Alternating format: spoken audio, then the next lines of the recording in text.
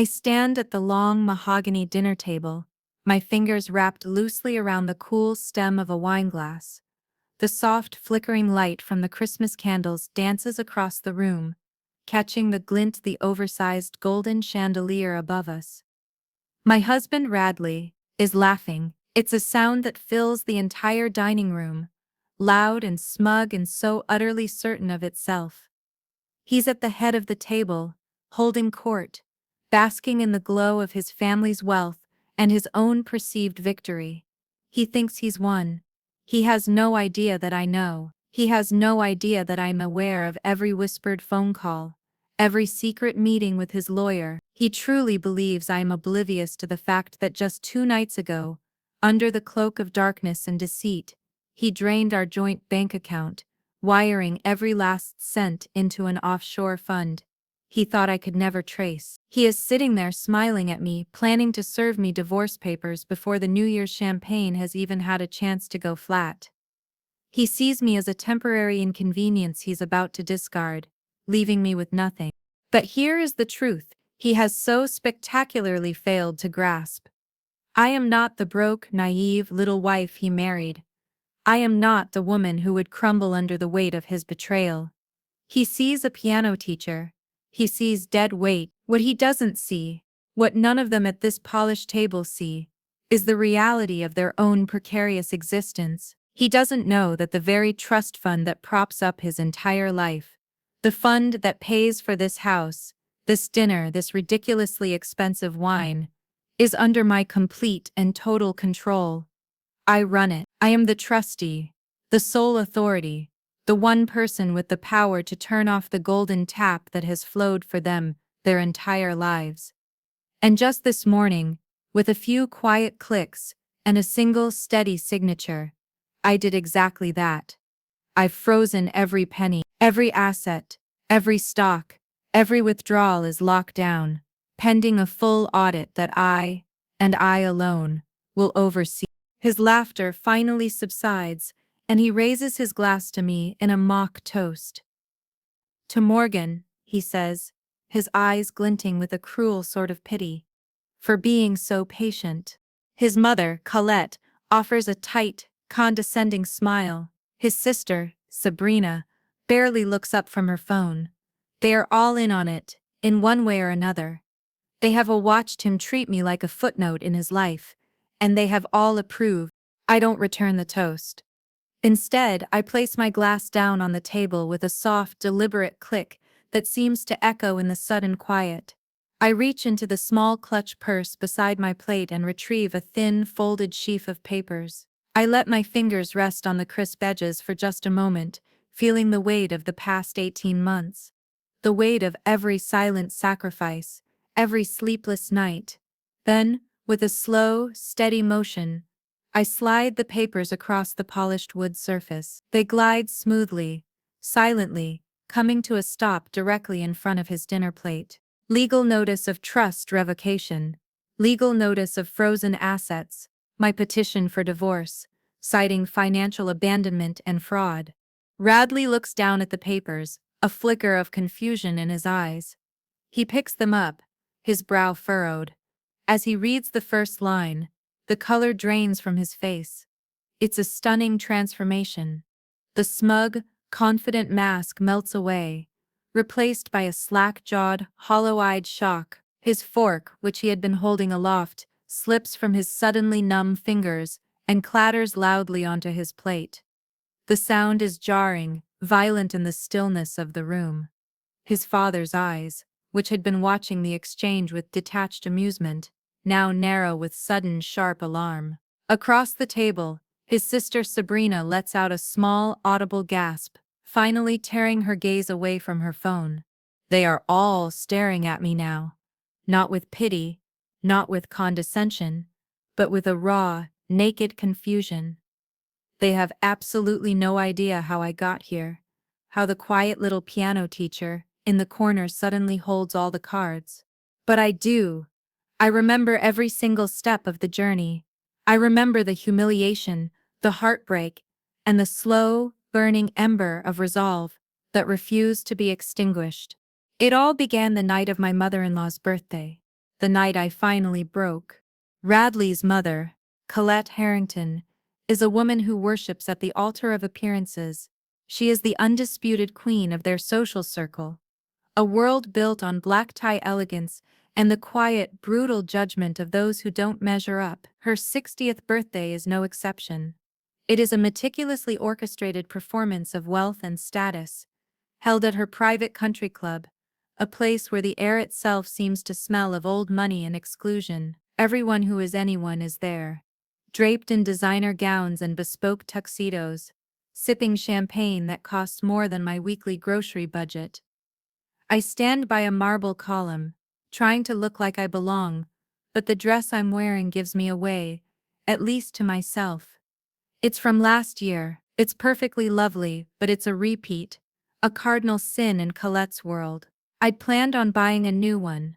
I'd even had an appointment to get my hair done, to feel some semblance of confidence. But I had to cancel both. I had to cancel because I used the money to cover our electric bill, which was 2 weeks overdue. The notice had arrived in a stark red envelope, a secret shame I had to hide from my own husband. No one here knows we're broke. Or rather, that I'm broke and Radley is simply refusing to work.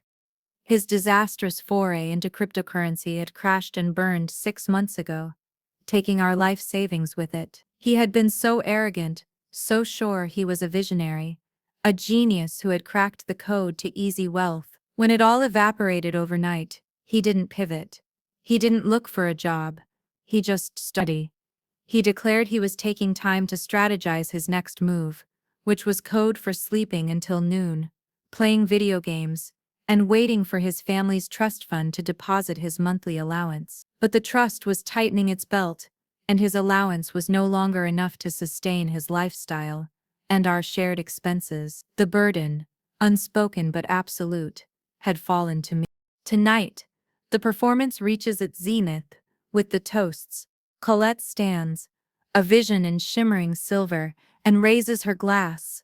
She speaks of legacy, of family, of pride. She toasts the real successes of the Harrington clan. Her voice rings with genuine adoration as she praises Radley's sister, Sabrina, a local television news anchor whose face is plastered on billboards across the city. She gushes about his brother Troy, who was just named a junior partner at his prestigious law firm. Then, her eyes land on me, a thin, polite smile touches her lips. And of course, she says, her voice dripping with condescension, we can't forget Radley's sweet little wife Morgan, the one who teaches piano to children. It's so quaint. A ripple of polite, knowing chuckles goes through the crowd. I feel a hot flush creep up my neck. Quaint, that's what I am to them. A harmless, decorative accessory, with a charming little hobby. I force a smile, taking a sip of my champagne, the bubbles feeling like acid in my throat. I want to shrink, to disappear into the damask wallpaper behind me. But the humiliation isn't over. Radley, feeling the warm glow of the spotlight, decides to add his own punchline. Later, as a small group gathers near the grand piano, he drapes his arm around my shoulder.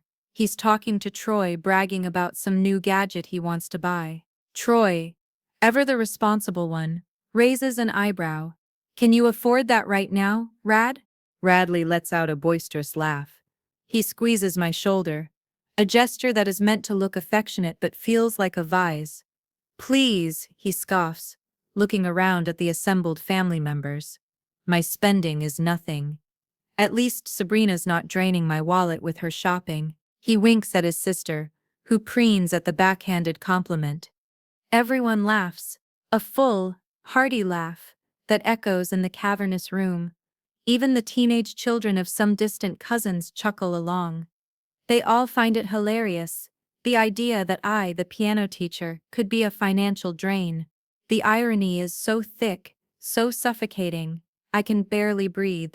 I am the one meticulously budgeting every dollar. I am the one using coupons and putting items back at the checkout counter. I am the one lying awake at night, staring at the ceiling, wondering how we're going to make the mortgage payment. I laugh too. It's a brittle, hollow sound, that feels foreign in my own ears. My face is burning, a mask of strained amusement hiding a cauldron of shame and fury. My hands, hidden in the folds of my dress, are shaking uncontrollably. I can feel their eyes on me, their easy smiles, their complete and utter ignorance of my reality. In that moment, I am not a person. I am a prop in their family comedy.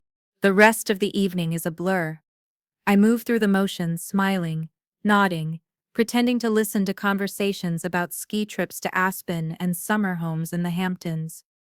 But inside, something has shattered, a final fragile piece of hope that things might get better, that he might see me, that he might appreciate what I do, has been ground into dust under the heel of his casual cruelty. That night, I drive home alone. Radley decided to stay out for drinks with his brother and some old college friends. The house is dark and silent when I walk in. The silence feels heavy, accusatory. I don't turn on the lights. I walk straight to my office, the small room where I conduct my lessons and manage our household finances. My heart is pounding in my chest, a frantic drumbeat of dread. I sit down, the leather of the office chair cold against my skin. With a trembling hand, I navigate to our joint bank account online. I already know what I'm going to find. I felt it in my gut the moment he made that joke. It was a joke born of guilt, a deflection from a truth he was trying to hide. The page loads. I stare at the screen, my breath caught in my throat. Account balance. He had emptied it. Every last cent. The money from my teaching, the small amount left over from my parents' inheritance, everything. It was all gone. And as I clicked on the transaction history, I saw it. A single massive wire transfer from 2 days ago. Destination: an anonymous offshore account. He hadn't just spent our money. He had stolen it. He had stolen my money, my security, my future. And he had done it while smiling to my face, while letting me pay the electric bill, while planning to discard me like last year's dress. The mask was off. The man I had married was gone, replaced by a stranger who looked at me and saw nothing more than dead weight. I confront him the next morning. He strolls into the kitchen around 10, looking refreshed and utterly unbothered, whistling a tune I don't recognize. He opens the refrigerator, pulls out the carton of orange juice, and drinks directly from it. I am sitting at the kitchen table, the laptop open in front of me, the screen displaying the zero balance like a tombstone. I haven't slept. My eyes are red-rimmed and raw, my body thrumming with a toxic mix of adrenaline and despair. We need to talk, I say. My voice is quiet, but it cuts through his whistling like a shard of glass. He puts the carton back, wiping his mouth with the back of his hand. He doesn't look at me. "Morning to you too," he says, his tone light, dismissive. "What's up? You look terrible." I turn the laptop towards him. "The joint account, Radley. It's empty. Where is the money?" For the first time, he looks directly at me. There's no flicker of surprise, no hint of guilt, just a cold, flat annoyance. He leans against the counter, crossing his arms over his head. It's a posture of defiance, of power. "I moved it," he says simply, as if discussing the weather. "You moved it? You moved all of it? Without telling me?" "Radley, that was my money too. That was the money for the mortgage, for the bills. That was everything we had." My voice starts to tremble, the sheer audacity of his actions finally hitting me full force. He scoffs. A short, ugly sound. He pushes himself off the counter and takes a step towards me. His face is a mask of contempt.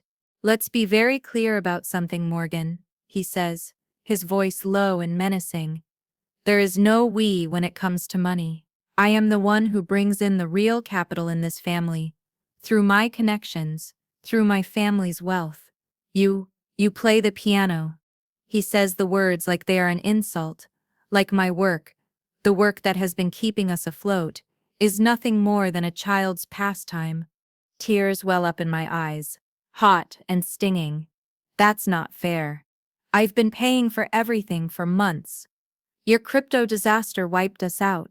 He laughs then, a genuinely amused laugh that chills me to the bone. He leans down, placing his hands on the table, his face just inches from mine. You think that little bit of lesson money actually matters? It's a drop in the bucket. It's pathetic.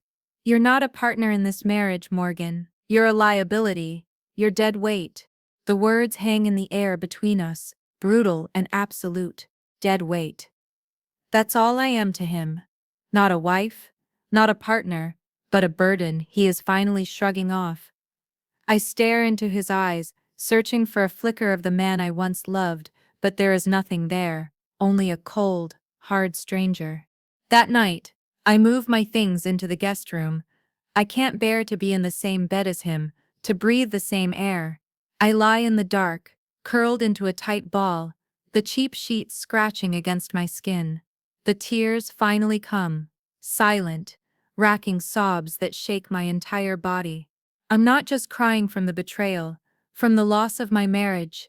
I'm crying from a place of pure, abject terror.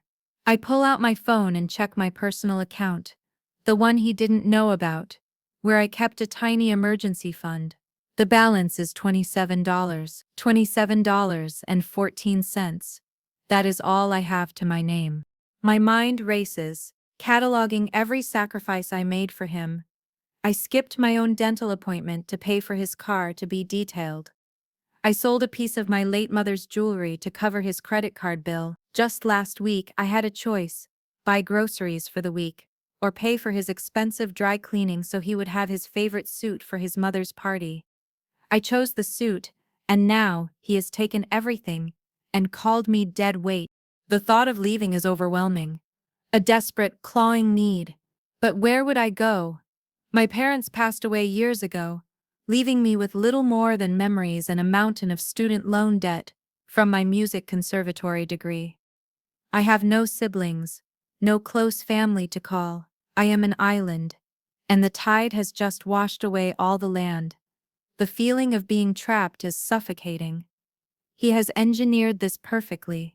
He has isolated me, drained my resources, and left me with nothing, ensuring I have no way to fight back, no way to leave.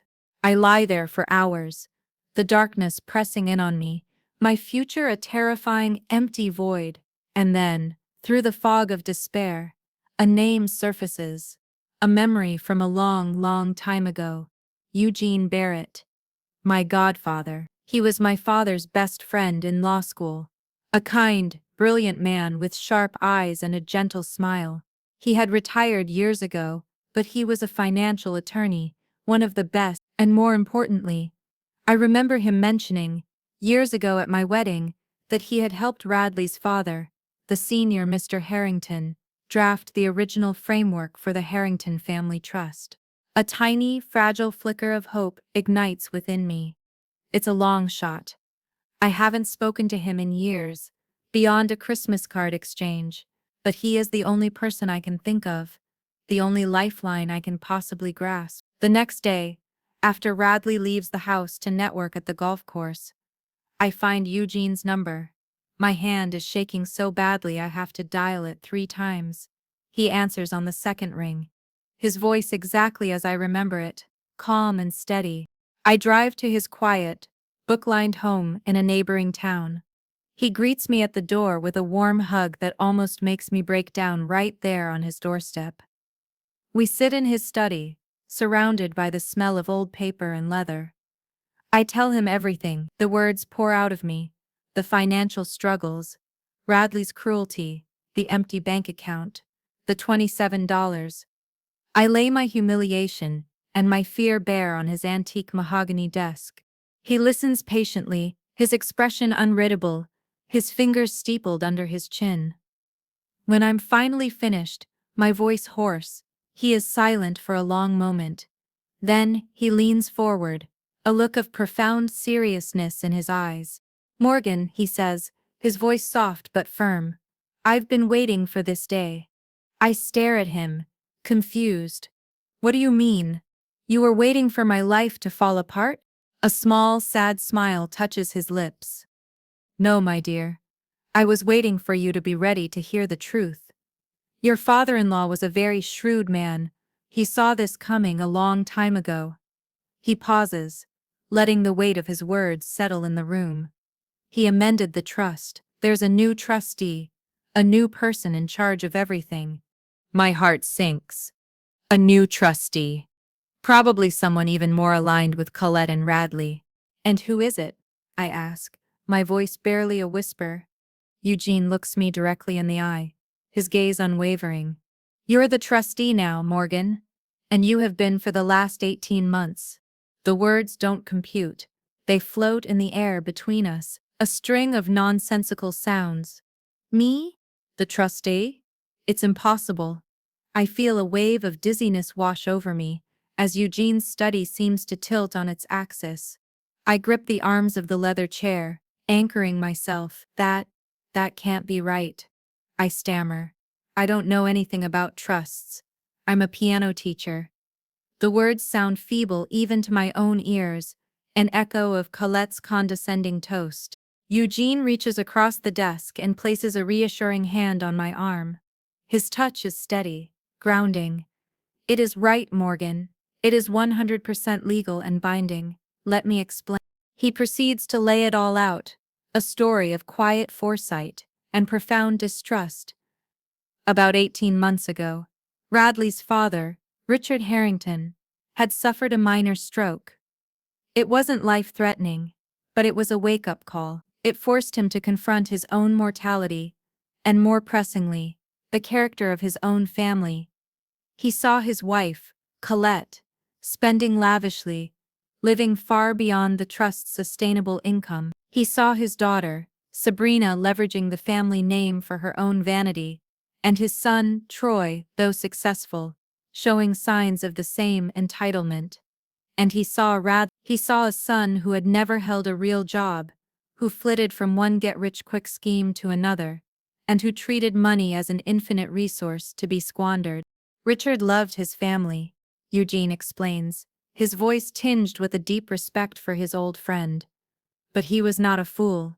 He knew that if he passed away, Colette and the children would bleed the trust dry within a decade. He wanted to protect his legacy, and more importantly, he wanted to protect his grandchildren's futures from their own parents' avarice. So, Richard had come to Eugene. Together, they had drafted a complex legal amendment, fearing that naming any one of his children as trustee would ignite a family war, and knowing his wife couldn't be trusted, he needed a neutral party, a quiet party, someone no one would ever suspect. He chose you, Morgan, Eugene says, his gaze piercing. He saw you. While his own family was loud and demanding, you were quiet. While they were spending, you were saving. He saw you teaching your lessons, managing your household, staying loyal to his son even when, frankly, he didn't deserve it. He told me you were the only one with any real sense of responsibility. He trusted you. The transfer of power had been silent and immediate. When Richard recovered from his stroke, he and Eugene agreed to keep the arrangement in place, with Eugene acting as an advisor until the time was right. I had been the sole discretionary trustee of the entire Harrington family fortune for a year and a half, and I had never even known it. All the requests for funds, the financial reports, they were all being routed through Eugene, who had been managing things on my behalf, waiting for the moment when I would need to step in. Now, Eugene says, leaning back in his chair, you own the pen. You have the sole authority to approve or deny any withdrawal. You can freeze assets. You can demand a full accounting of every dollar spent. The power, my dear, is entirely yours. A torrent of emotions floods through me. Shock, disbelief, a dawning, terrifying sense of power. Revenge is the first thought that comes to mind. A hot, satisfying flash of Radley's face when his credit card is declined. I picture Colette's indignation when her country club membership is suddenly suspended. But as quickly as the thought comes, I push it away. That's their game. That's their world of petty punishments and power plays. If I was going to do this, I had to do it differently. I couldn't just be the woman who inherited power. I had to be a woman who earned it. I needed to stand on my own 2 feet, to build something that was mine, separate from their tainted money. The trust would be my shield, my security, but my success would be my own. As I drive home, a plan begins to form, fragile at first, then gaining strength and clarity. I will not confront Radley. I will not reveal what I know.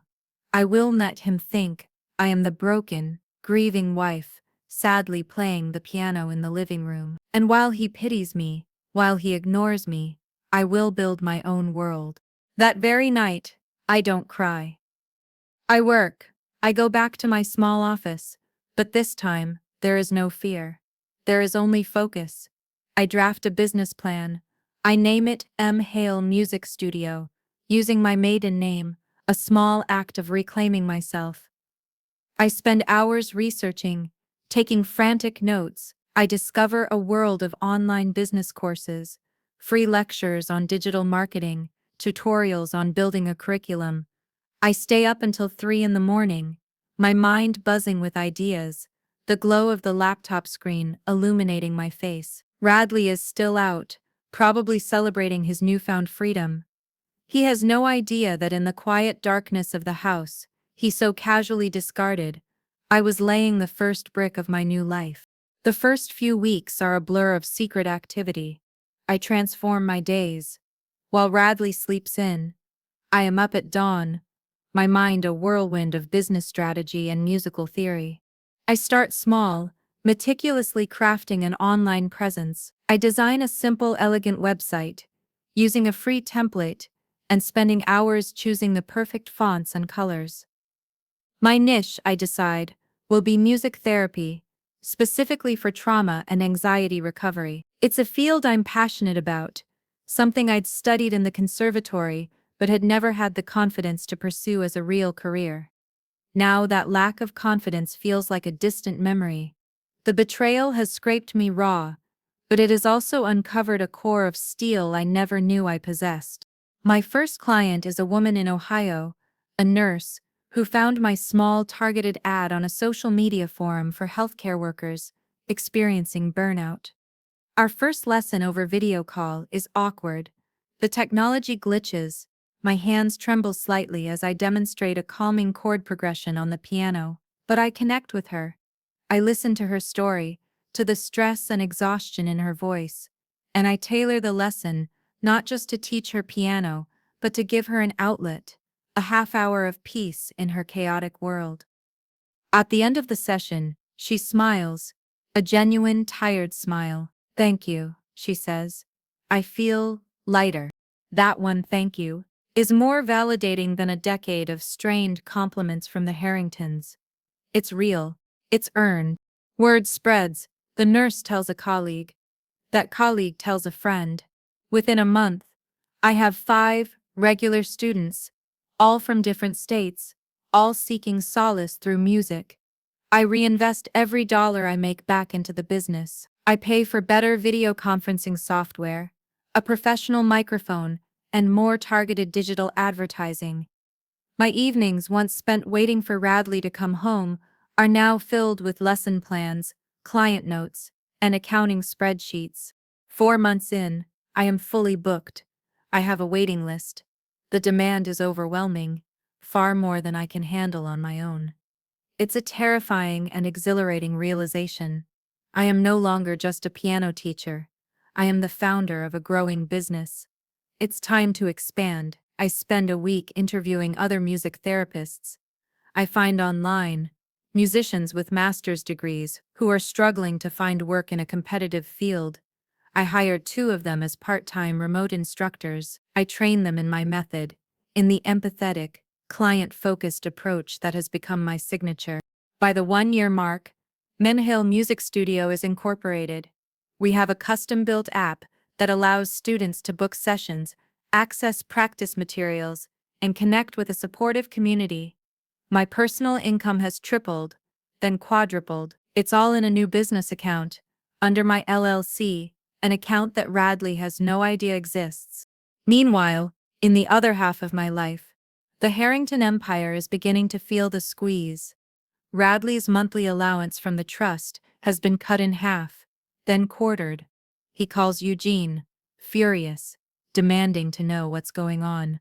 Eugene, following my precise instructions, is calmly evasive. The markets are volatile, Radley, he says, his voice a smooth balm of corporate speak. The trustee is taking a more conservative approach to preserve capital. It's all very standard. The consequences are immediate, and for me, deeply satisfying to watch from a distance. Radley tries to take his latest fling to a high-end steakhouse, and his card is declined. He throws a fit, blaming the restaurant, the bank, the whole world. His exclusive gym membership is frozen for non-payment. He comes home fuming, complaining about technical issues. The ultimate blow comes when his luxury sports car, his most prized possession, is repossessed from our driveway in the middle of the day. He is apoplectic, utterly humiliated. He spends hours on the phone, screaming at the leasing company, at the bank, at anyone who will listen. Through it all, I am a pillar of quiet sympathy. "Oh, that's terrible, honey," I say, looking up from my book as he paces the living room like a caged animal. I offer him a cup of tea. I listen to his rants about the incompetence of the financial world. He has no clue. He looks at me, sitting there in my comfortable sweater, and sees the same sad little piano teacher. He has no idea that I am the architect of his inconvenience, the invisible hand turning off the tap. I am no longer just watching him. I am watching my plan unfold, perfectly. The financial pressure builds, not just on Radley, but on the entire family. Colette calls what she grandly terms a family summit. We all gather in the formal living room of the Harrington mansion, a room so pristine it feels like a museum. The air is thick with tension. Colette, dressed in a severe black dress, sits stiffly on a silk settee. Sabrina is scrolling furiously through her phone, her brow furrowed in annoyance. Troy looks tired, the weight of being the family's only real breadwinner clearly wearing on him. Radley is sullen, slumped in an armchair, radiating resentment. And I am there, a silent observer in the corner, nursing a glass of water, my face a carefully constructed mask of neutral concern. "The trust," Colette announces, her voice tight with drama, "has dried up. The distributions are a pittance of what they once were. Our lifestyle is under threat." Sabrina looks up from her phone. "I had to fly Coach last week." "Coach! It was mortifying." Radley snorts. "Try having your car repoed from your own driveway." The trustee, whoever he is an incompetent fool. He says the word he with such certainty. The idea that a woman could be in charge of their finances is so alien to him, it doesn't even enter his mind. He then launches into a tirade, suggesting they hire a lawyer, that they sue the trust to have the trustee removed for mismanagement. "We need to take back control," he declares, pounding his fist on the arm of the chair. My heart gives a little flutter of anxiety, but I look over at Eugene, who Richard Harrington had insisted remain as the family's official legal counsel. Eugene, my secret ally, smiles calmly. He adjusts his spectacles. The picture of serene authority. "I'm afraid that's not possible," he says, his voice cutting through Radley's bluster. "The terms of the trust are ironclad. The trustee has full and complete discretionary power. Any legal challenge would be frivolous, and frankly a waste of what little money you have left." A defeated silence falls over the room. Radley glares at Eugene, his jaw tight with impotent rage. I keep my poker face, my gaze fixed on a painting on the far wall. Inside I am calculating, planning. This is the moment. They are off balance, desperate, and blind. Then, Colette, ever the strategist of social appearances, has an idea. "What we need," she says, her eyes lighting up with a new scheme, "is a show of unity, a family meeting. We will have a grand Christmas dinner, here. All of us. The children, their partners. We will discuss the future of the Harrington legacy. We will have a transparency dinner." She looks around the room, her gaze landing on each of us. A general summoning her troops. We need to present a united front. She looks at me, an afterthought. Morgan, dear, you'll be there, of course. I meet her gaze, allowing a small, agreeable smile to touch my lips. The trap has been set. Not by her, but for her. Of course, Colette, I say, my voice soft and accommodating. I'll bring the wine. In the weeks leading up to the Christmas dinner, a strange and unsettling shift occurs. Bradley starts being nice to me. It's a sudden, jarring change in the weather of our cold, silent household. One morning, I come downstairs to find him in the kitchen, actually making breakfast. He's fumbling with the pancake mix, a dusting of flour on his expensive polo shirt. He smiles at me, a bright, artificial smile. Morning, he says. Thought I'd make us some food. I stand in the doorway, stunned into silence. He hasn't made a meal for me, for us, in years. The compliments start next. He'll walk past my office, while I'm in a session, and say later, "That sounded really lovely, Morgan." He starts asking about my cute little students, a phrase that used to be laced with condescension, but is now delivered with what sounds like genuine interest. He is trying. He is turning on the charm that once swept me off my feet, and it is the most repulsive thing I have ever witnessed. I know exactly what this is. He is desperate. The well has run dry, and he's suddenly realized the dead weight he's married to might be his only remaining life raft. He thinks if he can win me back, I'll support him.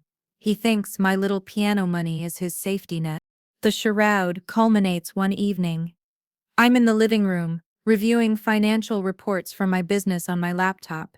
He comes and sits next to me on the sofa, closer than he has in months. He puts his arm around my shoulder. "You've been working so hard lately," he murmurs, his breath warm against my ear. "I'm proud of you." He leans in, attempting to kiss me. The gesture is so calculated, so transparent that a cold fury washes over me.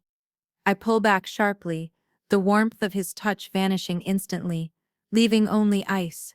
My laptop slides onto the cushion beside me.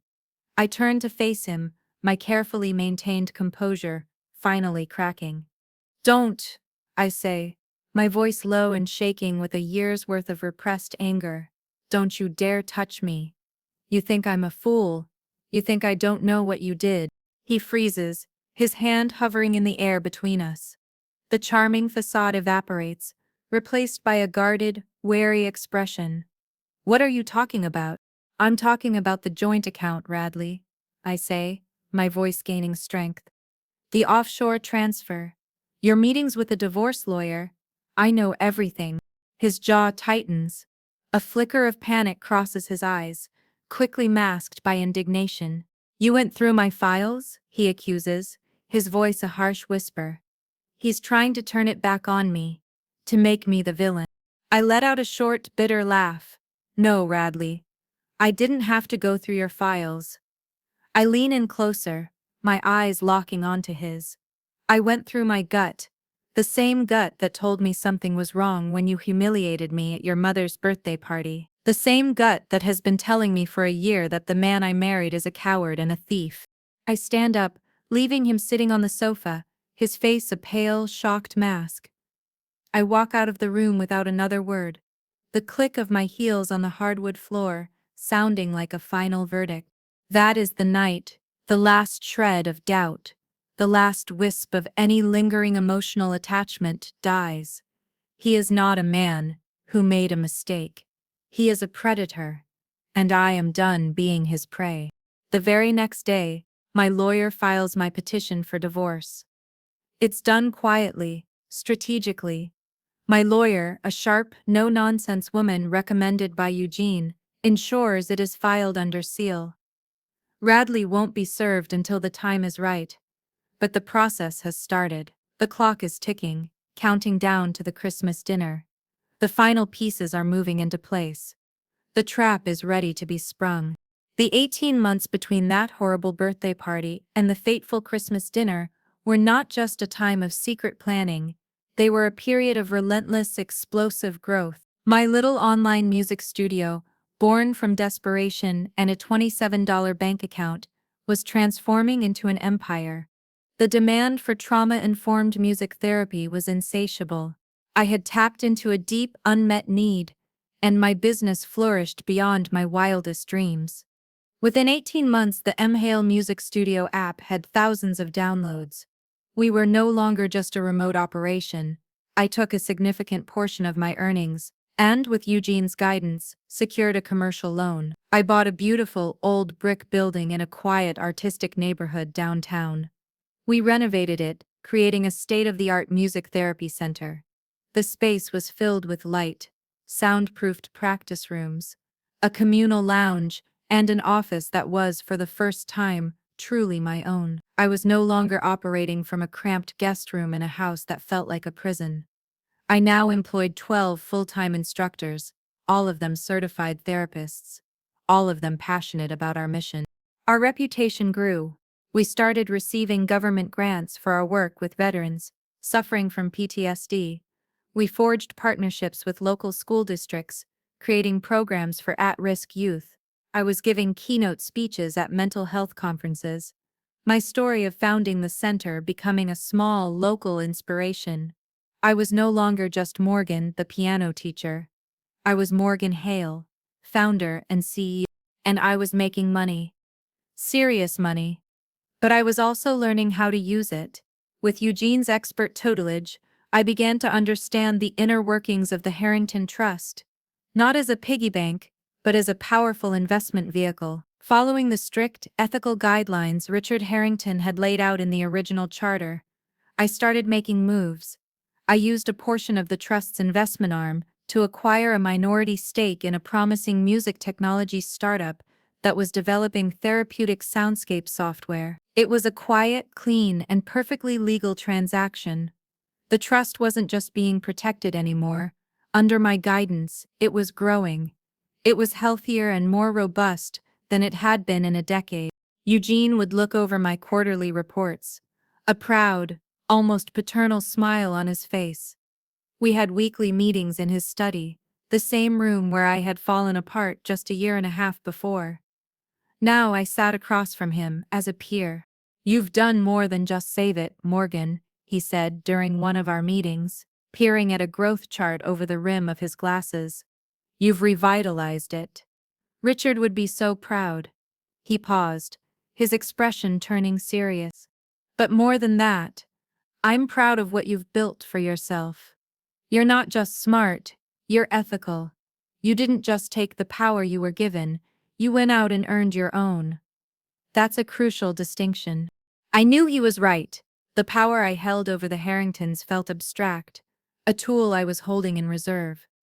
But the success of my center, the paychecks I signed for my employees, the thank you notes I received from students, that was real.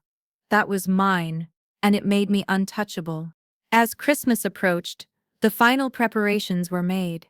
My lawyer had the divorce papers ready to be served. Eugene had prepared a full financial portfolio of the trust's status, along with a detailed report of all the denied withdrawal requests from Radley, Colette, and Sabrina over the past year. I had my own portfolio ready, detailing the growth of my company and my personal net worth. The night of the Christmas dinner felt like the opening night of a play I had been rehearsing for my entire life. I was no longer the frightened woman in the second-hand dress. I wore a custom-tailored, dark green velvet suit. It was powerful, elegant, and had cost more than Radley's repossessed sports car's monthly payment. I felt strong, centered, and ready. The war was over. All that was left was to announce the victor. The Harrington mansion is ablaze with light when I arrive. A roaring fire crackles in the grand fireplace, casting a warm, inviting glow over the polished marble floors. Dozens of candles flicker, crystal glasses sparkle, and the scent of pine and roasting duck fills the air. It's a perfect picture of holiday opulence, a carefully constructed stage for the drama about to unfold. Colette, a vision in red velvet, greets me with a kiss on both cheeks that doesn't quite touch my skin.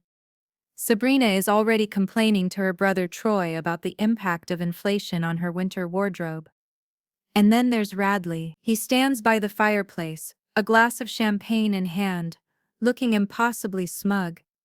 He's wearing the suit I paid to have dry cleaned all those months ago. He gives me a slow, appreciative once-over, a smirk playing on his lips. He thinks my new suit, my confident posture, is all for him. He thinks his charm offensive worked, that I've come back into the fold, ready to be his supportive little wife again. The fragile piece shatters the moment Eugene Barrett walks through the door, and I am right beside him. Radley sees us first. He's in the middle of a sentence, telling some boring story to his brother. The words die in his throat. The champagne glass freezes halfway to his lips. His smug gurgler dissolves, replaced by a sudden sharp confusion. He looks at Eugene, then at me, then back at Eugene. The cogs are turning in his head, but they are grinding against a reality he cannot comprehend. A silence falls over the small gathering as all eyes turn to the door, to the unexpected pairing of the quiet wife and the family's longtime legal counsel. Colette recovers first, her hostess' smile snapping back into place, though it's strained at the edges. Eugene, what a surprise! I wasn't aware you'd be joining us. Colette, Eugene says with a polite nod. Morgan invited me. We have some business to discuss with the family. Without waiting for a response, I walk past them, my heels clicking with authority on the marble floor. I go directly to the long, formal dining table, which is set for a feast, and I take my seat, not at my usual place, halfway down the side, but at the head of the table. The seat that has always been reserved for the patriarch, for Richard Harrington. No one speaks, no one moves. They just stare at me, a statue of dark green velvet in the patriarch's chair. Radley looks as if he's been struck by lightning. Finally, everyone awkwardly finds a place at the table. The tension is so thick, you could cut it with one of Colette's sterling silver knives.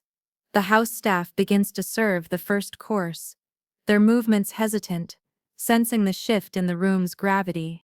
Eugene takes the seat to my right. He clears his throat, and the sound seems to boom in the oppressive silence. Thank you all for coming, he begins, his voice calm and formal. As you know, there have been some concerns about the family's financial situation. Colette was kind enough to arrange this dinner for the sake of transparency. He looks at me and I give him a subtle nod. Tonight, he continues, his gaze sweeping across the stunned faces at the table, is about financial clarity. I reach down to the leather briefcase by my chair and pull out a thick, leather-bound folder. I place it on the table in front of me with a soft, definitive thud. I let my eyes meet Radley's. His face is pale, his bravado gone, replaced by a dawning dread. Effective immediately, I say, my voice clear and steady, resonating through the entire room. The Harrington Family Trust will be frozen for all non-essential discretionary withdrawals pending a full audit. Radley's jaw drops. He shoves his chair back, the legs scraping harshly against the floor. What the hell are you talking about? He sputters, his voice a mixture of outrage and disbelief. Who are you to say that? You're nobody. I allow myself a small, cold smile. I let the silence hang for a beat, savoring the moment, the culmination of everything I have endured and everything I have built. I'm the trustee, Radley, I say, my voice dropping into a quiet, lethal calm. I'm the one in charge, and I have been for the last 18 months. The immediate aftermath is pure chaos. It's as if I've lit a match in a room filled with gasoline. Sabrina, in a fit of theatrical rage, shrieks, "You lying bitch," and throws her glass of red wine. It arcs across the table, splattering against the white wall behind me, like a bloody Rorschach test. Troy, ever the pragmatist, simply stands up, throws his napkin onto his untouched plate, and storms out of the room without a single word, his face a grim mask of fury and betrayal. Colette collapses into a puddle of performative hysterics. Her hands fly to her face, and she begins to sob, not with real tears of grief, but with the dry, heaving cries of a woman whose primary source of funding has just been severed. "How could you do this to us, Morgan?" she wails, her voice choked with manufactured despair. "After everything we've done for you, we welcomed you into this family." I watch them all, unmoved. Their reactions are exactly as I had anticipated: loud, dramatic, and utterly self-serving. They aren't angry because I betrayed them. They are angry because they lost control. And Radley? Radley just sits there, pale as a ghost, his mind visibly struggling to process the information. He shakes his head, a slow, disbelieving motion. "No, no, that's not possible. You're lying. Eugene, tell them she's lying," he pleads, turning his desperate gaze on my godfather. Eugene simply adjusts his tie, his expression unreadable. "The legal documents are all in order, Radley. Morgan has held the position of sole trustee since your father amended the trust agreement a year and a half ago. Her authority is absolute." Radley turns back to me, his eyes wild. "You can't do this. This is my family's money. My inheritance. I'm a Harrington." The pity I might have once felt for him has long since evaporated, replaced by a cold, hard clarity. I lean forward, my voice low but carrying an undeniable weight. "No, Radley. You're not a Harrington. You're a liability. The trust's biggest liability, in fact." I open the folder in front of me. I calmly, methodically, begin to lay out the evidence. I turn a tablet around so they can all see the screen. "Here," I say, tapping the screen, "are the transaction records for the offshore account you opened in the Cayman Islands. The same one you funded by draining our joint account." I swipe to the next screen. "Here are the emails between you and your divorce attorney, outlining your plan to leave me with nothing but debt." I swipe again, and here's a summary of every request for funds you've made in the last year, including the $10,000 for a business investment that you actually spent on a weekend trip to Vegas with another woman. A choked sound escapes Colette's throat. Sabrina has stopped her theatrics and is now staring at the screen, her face a mixture of shock and morbid fascination. Radley looks as if I have physically struck him. He can't speak. He can only stare at the undeniable proof of his deceit, laid bare for his entire family to see. Then, I pull out a second folder. My own. "And just so we're all clear that I am not, and have never been, dead weight," I continue, my voice steady. "This is the current valuation of my company, M. Hale Music Studio, LLC. I slide the top sheet across the table. "And this," I say, pushing a second sheet after it, "is my personal net worth, completely separate from any Harrington assets. As of this morning, it is $3.4 million. The number hangs in the air. A stunning, incomprehensible figure. Sabrina's jaw, which had been set in a contemptuous line, slackens. She looks from the paper to my face, a new dawning respect or perhaps fear in her eyes. She asks the question that is hanging on everyone's lips, her voice a near whisper. "How? How did you do all of this?"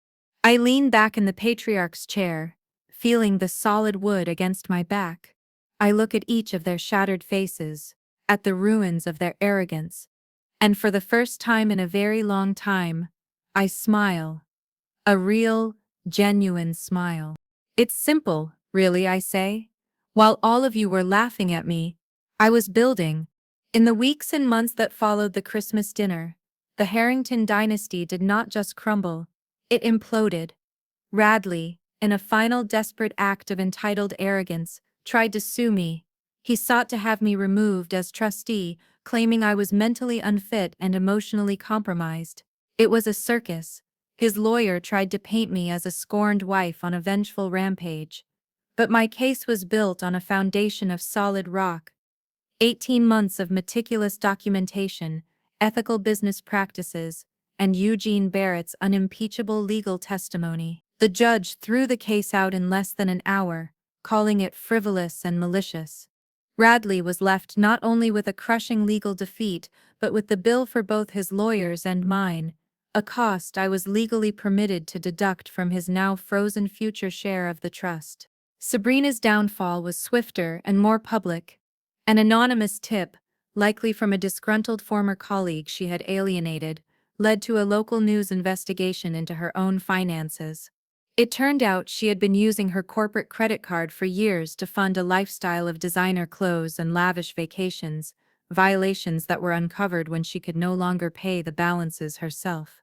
The scandal was juicy and local, and she was fired in a blaze of humiliating headlines. Her on-air persona of a trusted community voice was shattered overnight. Colette simply retreated, the queen bee of her social circle, stripped of her financial power, became a recluse. Her friends, who had been drawn to her wealth and status, quickly abandoned her when she could no longer host lavish parties or pick up the check at luncheons. She stopped speaking to anyone, isolating herself in the cavernous mansion that the trust, under my management, now paid for with a strictly allocated and much reduced budget. As for me, my life moved in the opposite direction. Eugene officially retired a few months later, and in a move that shocked the city's old money legal community, he didn't dissolve his prestigious consultancy. He made me the new managing partner. I took over his book of clients, guiding other high net worth families in creating ethical, sustainable trusts, often with clauses to protect against the very kind of entitled behavior that had ruined the Harringtons. I moved out of the house I had once shared with Radley, leaving him to rattle around in it alone, until the divorce was finalized and the property was sold. I bought a new home for myself, a beautiful modern house, with glass walls overlooking a serene lake. The silence there wasn't heavy or oppressive, it was peaceful. It was the sound of my own life, on my own terms. My primary focus, my heart, remained with my business. The M. Hale Music Therapy Center thrived. We expanded our programs, helping hundreds of people find healing and safety through the power of music. I made it a core part of our mission to offer pro bono services and scholarships to women trying to escape situations of financial and emotional abuse. I saw my own story reflected in their eyes, and helping them build their own escape plans became my true purpose.